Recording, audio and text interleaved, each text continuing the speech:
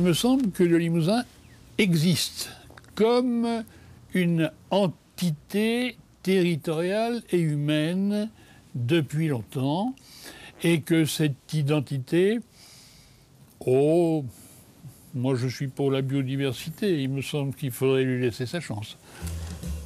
Dans les années 80, Robert Savy a participé à l'émergence et à la construction des régions issues des lois de décentralisation. Et quand il est arrivé à la tête du Limousin, il savait qu'il allait présider une région qui a du caractère.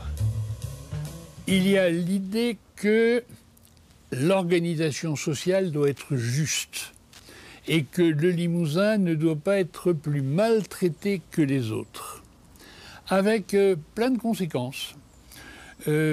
L'idée qu'on ne se sauvera pas tout seul, que le capitalisme, qui est le contraire de la gauche, c'est chacun pour soi et le plus fort gagne. Nous, on pense qu'on doit se sauver ensemble, par l'action collective. C'est pas un hasard si la CGT est née à Limoges. C'est pas un hasard s'il y a eu un mouvement mutualiste et coopératif. Et puis aussi, parce qu'on n'est pas le territoire le plus fort de la France, on se dit qu'on a besoin d'être protégé et que l'État doit nous apporter cette protection.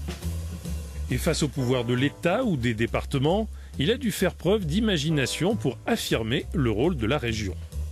J'avais une seule conviction quand j'ai eu à participer aux premières années d'une région.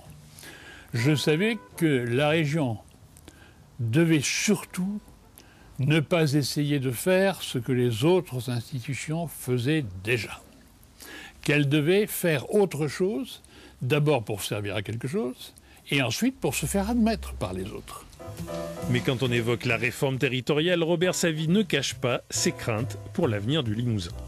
Le Limousin, c'est 14% de la population de la future grande région.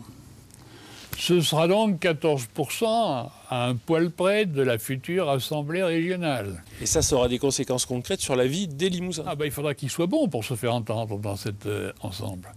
Et les Limousins, le pouvoir dont ils dépendent sera un peu plus loin et ils lui seront un peu plus étrangers qu'avant.